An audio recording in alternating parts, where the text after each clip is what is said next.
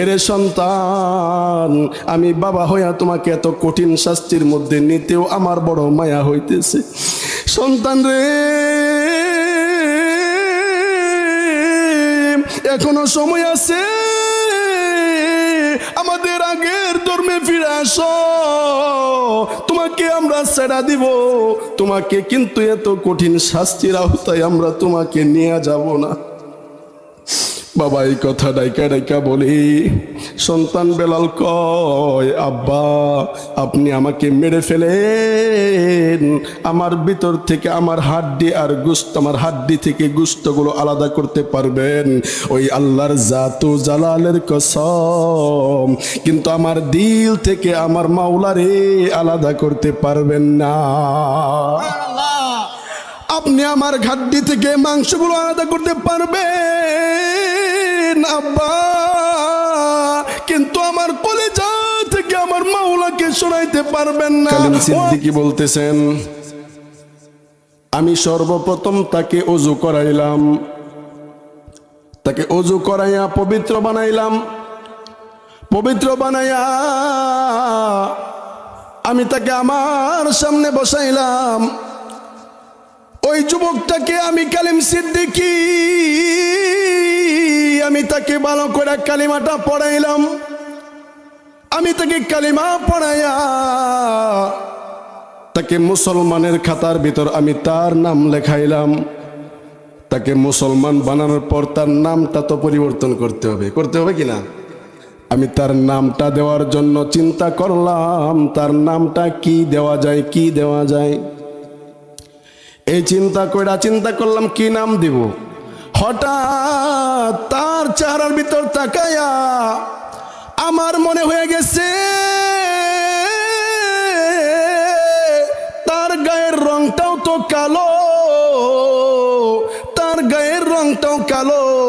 তার দিকে তাকাইলে আমার সেই মদিনার কালো বেলালের কথা স্মরণ হয়ে যায়, যেমন কালো ছিল হযরতে বেলাল। বলেন সুবহানাল্লাহ। কালো বেলাল সে নামে কালো হইতে পারে, আল্লাহর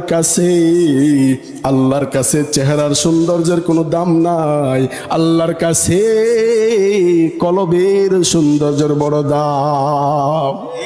আল্লাহর কাছে কলবের সৌন্দর্যের দাম, শুধু চেহারার সৌন্দর্যের কোনো দাম আল্লাহর কাছে নাই। কালিম সিদ্দিকী বলেন, আমি যুবকটার চেহারার দিকে তাকাই, তার দিকে তাকাইয়া আমার হযরতে কালো বেলালের কথা স্মরণ হয়ে যায়।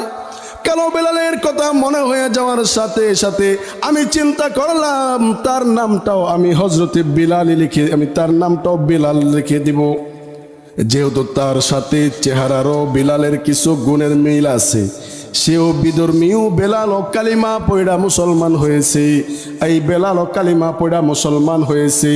এই বেলালের সাথে আগের বেলালের কালিমারও একটা মিল আছে, ইমারও একটা মিল, চেহারারও একটা মিল। নিজের ধর্মকে ত্যাগ করে মুসলমানদের ধর্ম গ্রহণ করেছে, ওখানেও একটা মিল আছে। তার নামটা আমি চতুর্দিকে চিন্তা করে বেলাল রেখে দিলাম। বেলাল তার নাম রেখে দেওয়ার পর এই দিক দিয়ে সে মুসলমানিত্ব জীবনযাপন শুরু করবে। ঠিক এমন সময় তার বাড়ি থেকে তার গার্জিয়ান, তার আব্বা আম্মা, তার চাচা, তার খালু, তার ফুফা প্রত্যেকে আমার কাছে আসলো। আমার কাছে আইসা সে নামে কালো বেলালটাকে তার আব্বা, তার চাচা, তার জ্যাঠা সকলেই মিলে তার হাতে পায়ের ভিতর বান দিয়া ফেললো, তার হাতে পায়ের মধ্যে শিকল দিয়া বান্ধা ফেললো। বেঁধে ফেলার পরে তাকে বলতেছেন, কিরে সন্তান, তুমি আমাদের ধর্মটাকে ত্যাগ কইরা কেন মুহাম্মদের ধর্ম গ্রহণ করলা? কেন তুমি ইসলাম ধর্মে প্রবেশ করলা? আমাদের ধর্মটাকে তুমি কেন অপমান করলা? বাপ দাদার ধর্মের উপর কেন তুমি চুনকালি মাখলা? তোমাকে কঠিন শাস্তির আওতায় নিয়ে যাওয়া হবে। যুবক কালো বেলাল ডাক দিয়া কয়, ও আব্বা আপনি আমাকে কঠিন থেকে কঠিনতর শাস্তির আওতায় আপনি আমাকে নিয়ে যেতে পারেন, তবু আব্বা ওই জাতো আল্লাহর জাতো জালালের কসম আপনি আমাকে শাহাদাত বরণ করাইতে পারেন, কিন্তু কালিমার মালা আমি যেটা গলায় ধারণ করেছি ওটা বাবা আমি মৃত্যু হয়ে গেলেও কালিমার মালা আমি গলা থেকে ফেলাবো না। যে কালিমার মালা আমি গলায় পড়েছি আব্বা আপনি আমাকে শাহাদাতের পর্যায়ে নিয়ে যাইতে পারেন, আপনি আমাকে মৃত্যু দিতে পারেন, তবু বাবা যেই কালিমার মালা আমি গলায় পড়েছি ওটা আমার গলা থেকে আমি খুলবো। এই কথা বলার পর বাবার ভিতরে আরো অনেক রাগ জেগে গেছে। আরে কি বলো তুমি আমাদের ধর্মে আসবা না? বলে না না না আমি আপনাদের ধর্মে আমি আব্বা আর যাব না। আব্বা তার উপর রাগ হয়ে গেছে, তাহলে কিন্তু তোমাকে আর বাইচাই থাকতে দিব না। কেমন রং কেমন বেলাল, যেমন আগের সাথে নামেও বেলাল, গায়ের রঙের সাথেও মিল বেলাল, ইমানের সাথেও আল্লাহ তাআলা এমন একটা মিল, আগের কালো বেলালের মতো আল্লাহ তাআলা এই বেলালেরকে দিয়েছে। এই বেলাল বাবাকে বলতেছে বাবা আপনি আমাকে যতই শাস্তির আওতায় নিয়ে যান না কেন আমি মৃত্যু গ্রহণ করব, আমি শাহাদাতের পেয়ালা পান করব, তবু আমি আমার এই ইসলাম ধর্ম ত্যাগ করে আপনার আর আগের ধর্মে ফিরে যাব না। বাবা রাগ হয়ে গেছি, বাবা তাকে প্রহার করতে করতে হাত পা বাইন্ধা তাকে শেষে মারতে মারতে নিজের বাড়িতে নিয়ে গেছে। কালিম সিদ্দিকী বলে আমি তাকাইয়া দৃশ্যগুলো আমার স্বচক্ষে আমি দেখি রে, এই কালো বেলাল আমার কাছে কালিমা পড়া মুসলমান হয়েছে। আমার সামনে থেকে বেলালটাকে হাত পা বাইন্দা টাইনা টাইনা তার বাবা তার আত্মীয় স্বজন তাকে শেষরা নিয়ে গেছে। নিয়ে যাইয়া বড় একটা বাড়ির পাশে একটা গাছের ডালের সাথে বেলালকে ঝুলাইছে। বেলালকে গাছের সাথে ঝুলাইয়া তার আব্বা ডাক দিয়া বলে এরে সন্তান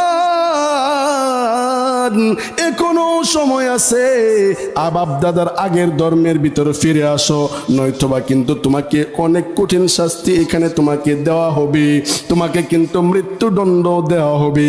সন্তান বেলাল ডাক দিয়া বলে আব্বা আপনি আমাকে শাহাদাতের পেয়ালাও পান করে ফেলান, তবু কিন্তু আমি আমার আল্লাহর উপর থেকে ঈমান সরাবো না। বলেন সুবহানাল্লাহ। এই কথা যখন বললেন বাবা রাগ হয়ে গেছে। বাবা রাগ হয়ে ওই সন্তানটাকে প্রহার করা আরম্ভ করছে।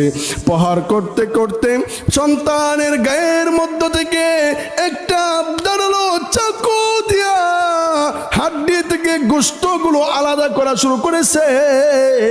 বেলালের গায়ে থেকে হাড্ডি থেকে গোশত মাংসগুলো আলাদা করা আরম্ভ করেছে। কালিম সিদ্দিকী ঢাক দিয়া কয় আমি স্বচক্ষে আমি দূর থেকে তাকায় দেখি এই বেলালটার নামেও যেমন বেলাল, কামেও তেমন বেলাল, তার ইমানের জোরও ঠিক সাহাবী বেলালের মতো আল্লাহ দিয়ে দিছে। আমি কালিম সিদ্দিকী স্বচক্ষে তাকায় দেখি তাই সন্তান বেলালটাকে বাবা গাছের সাথে ঝুলায়া ওই সন্তানকে বেলালকে তার আব্বা গায়ের গোশতগুলো হাড্ডি থেকে আলাদা করে ফেলতেছে। তবুও বেলাল ডাক দিয়া শুধু আল্লাহ তাআলাকে ডাকে আর বলে আল্লাহ তোমার কালিমার মালা যেহেতু আমি গলায় পড়েছি, আয় আল্লাহ বাবা আমাকে শাহাদাতের দুয়ারে যদি আমাকে নিয়েও যায় তবু আল্লাহ আমি তোমার উপর থেকে ঈমান সরাবো না, তবু আমি আল্লাহ তোমাকে ভুলা যাব না। এই কথা বলতেছেন বেলাল। বাবা তখনও ডাইকা বলতেছে এরে সন্তান আমি বাবা হইয়া তোমাকে এত কঠিন শাস্তির মধ্যে নিতেও আমার বড় মায়া হইতেছে। সন্তান রে এখনো সময় আছে, আমাদের আগের ধর্মে ফিরে আসো, তোমাকে আমরা ছেড়া দিব, তোমাকে কিন্তু এত কঠিন শাস্তির আওতায় আমরা তোমাকে নিয়ে যাব না। বাবা এই কথা ডাইকা ডাইকা বলি। সন্তান বেলাল কয়, আব্বা আপনি আমাকে মেরে ফেলেন, আমার ভিতর থেকে আমার হাড্ডি আর গোশত, আমার হাড্ডি থেকে গোশতগুলো আলাদা করতে পারবেন ওই আল্লাহর জাত ও জালালের কসম, কিন্তু আমার দিল থেকে আমার মাওলারে আলাদা করতে পারবেন না। আপনি আমার হাড্ডি থেকে মাংসগুলো আলাদা করতে পারবেন আব্বা, কিন্তু আমার কলিজা থেকে আমার মাওলাকে সরাইতে পারবেন না ও আব্বা। আপনি আমাকে শাহাদাতের পর্যায়ে আপনি আমাকে নিয়ে যান, তবু কিন্তু আমি আমার মাওলারে বলতে পারবো না।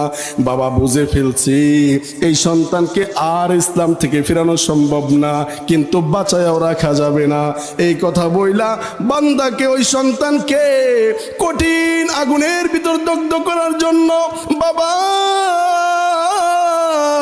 একটা বড় কন্টিন দিয়া তেল নিয়ে আসছেন, পেট্রোল নিয়ে আসছে, অনেকগুলো লাকড়ি জমা করছে।